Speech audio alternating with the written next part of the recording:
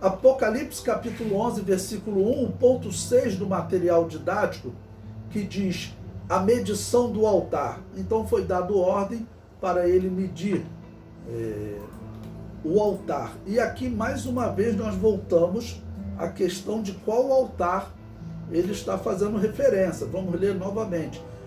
Apocalipse 11, versículo 1. Foi-me dada uma cana semelhante a uma vara, e chegou o anjo e disse: levanta e mede o templo de Deus. Então, primeiro nós falamos da medição do templo, da reconstrução do templo. Falaremos ainda mais à frente. E depois ele diz também para medir o altar e os que nele adoram. Em outros momentos do estudo do Apocalipse, antes de Apocalipse 11, nós observamos que parecia estar se tratando sempre do altar do incenso, que ficava no lugar santo. O altar dos holocaustos ficava no pátio, tá ok? Então, medir o altar. O comentário diz: haviam 2 altares no templo. O altar dos holocaustos ficava no pátio, e o altar do incenso, que ficava no lugar santo, junto ao véu que separava o lugar santo do santo dos santos. Bom, aqui deixa eu fazer também uma referência. Essa era a posição no Antigo Testamento.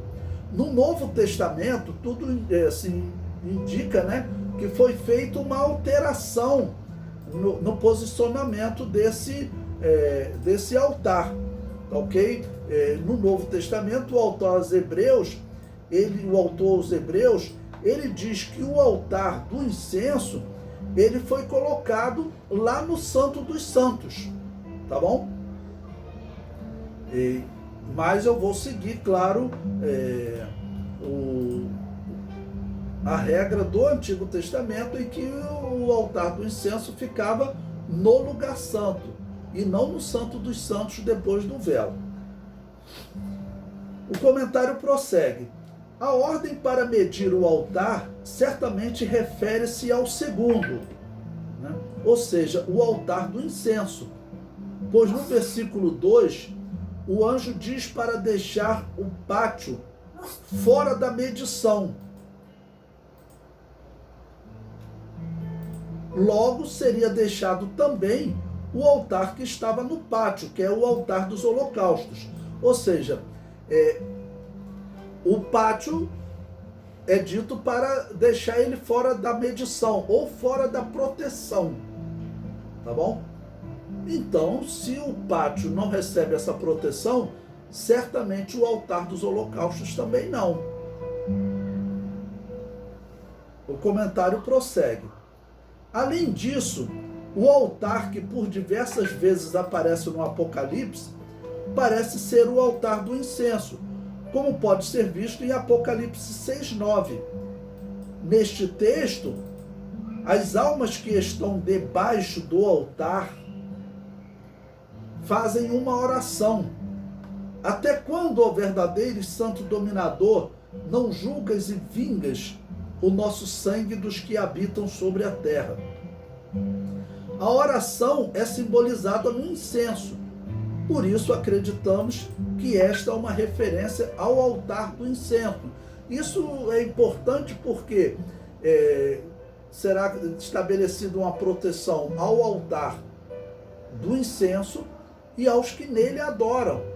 Então, essa adoração envolve, em especial, os sacerdotes, ok? Mas, por outro lado, os sacerdotes estão também levando até o altar do incenso o pedido de perdão daqueles que levaram um animal para ser sacrificado no altar dos holocaustos.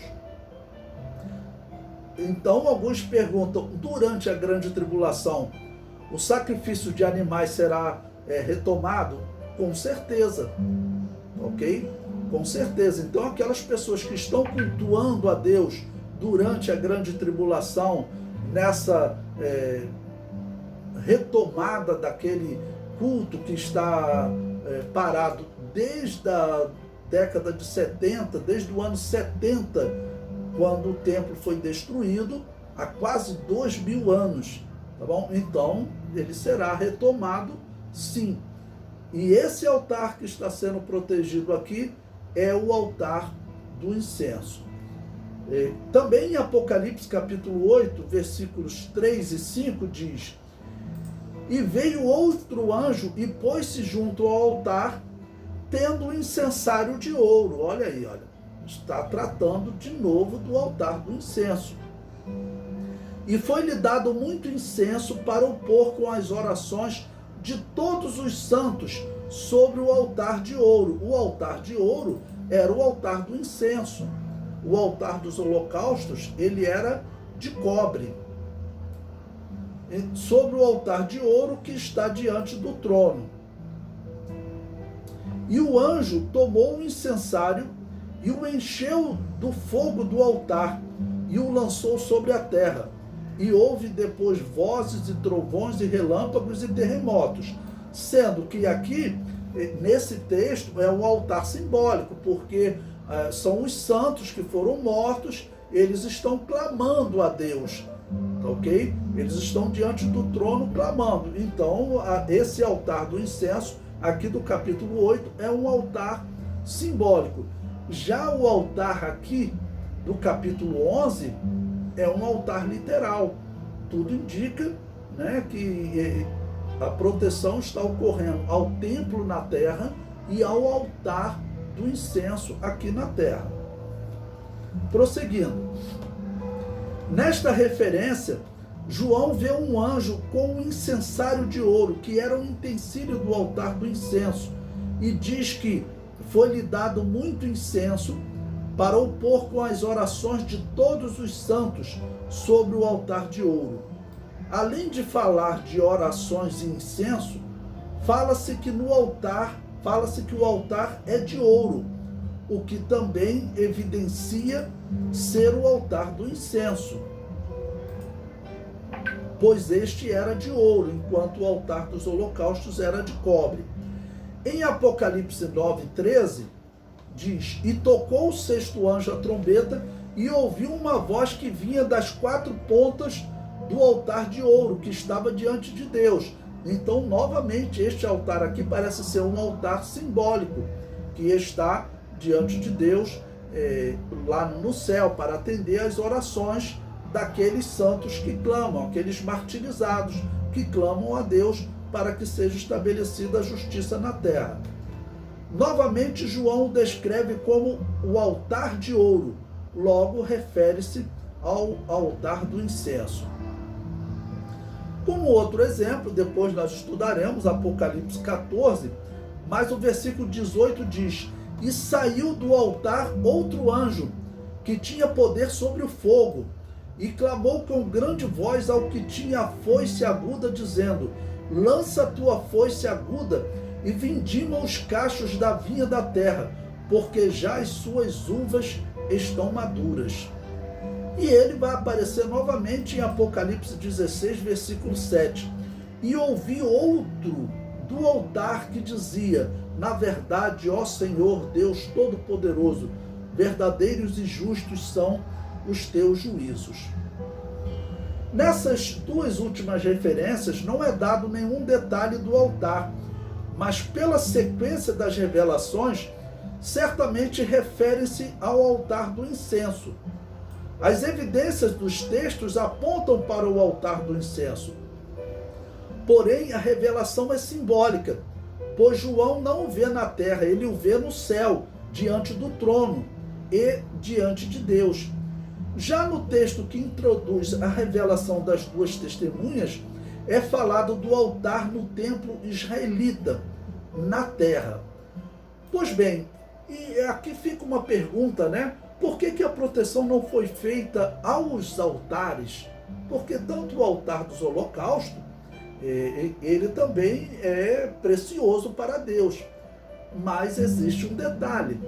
O altar dos holocaustos, ele, vamos dizer, ele foi substituído na cruz. A partir da morte do Cordeiro Pascal, Jesus Cristo, para Deus não existe mais sacrifício naquele altar que tenha valor. Porque o altar dos holocaustos, ele tinha um símbolo. E qual era o símbolo? Era a cruz. Por exemplo, o altar dos holocaustos, ele tinha 4 pontas ou 4 chifres, que simboliza poder, totalidade de poder, por isso o número 4. O altar do incenso também tinha 4 pontas. E no estudo do tabernáculo nós sempre dizemos, as 4 pontas do altar dos holocaustos simbolizam o poder do sacrifício da cruz. E as 4 pontas do altar do incenso simbolizam o poder da oração, ok? O poder da morte de Jesus Cristo na cruz, ele não precisa mais ser simbolizado. Então eu interpreto Deus não proteger o pátio, não proteger o altar dos holocaustos, porque esse não tem mais a sua simbologia necessária, né? Já o altar do incenso, ele tem uma simbologia sim, porque os judeus ainda terão que orar a Jesus Cristo, clamando a ele para que ele venha salvá-los do anticristo. Então, o poder, né, o simbolismo, né, do altar do incenso, ele ainda estará vivo durante a grande tribulação. Já o altar dos holocaustos não tem essa necessidade. Os judeus terão que fazer um reestudo do Antigo Testamento para que eles concluam que Jesus é o Messias. Isso foi mais ou menos o que aconteceu com o apóstolo Paulo. O apóstolo Paulo, quando ele aceitou Jesus, quando ele teve aquele encontro com Jesus, ele diz na sua carta aos Gálatas que ele foi para a região da Arábia e ficou lá por 3 anos estudando as Escrituras. Por que ele teve que fazer isso? Ele precisava reinterpretar a Tanakh, porque tudo que ele havia estudado sobre a Tanakh, o Messias ainda não tinha vindo. Então ele teve que fazer esse reestudo para ele chegar a essa conclusão de que Jesus era de fato o Messias, para ele poder pregar. Porque a pregação dele, até aquele encontro com Jesus no caminho de Damasco, era uma pregação baseada na pregação dos fariseus. E nessa pregação dos fariseus, eles deixavam de lado a vinda do Messias. A vinda do Messias seria algo posterior, porque naqueles dias falar na vinda do Messias era risco de morte, tá bom? Então vai acontecer algo parecido durante a grande tribulação.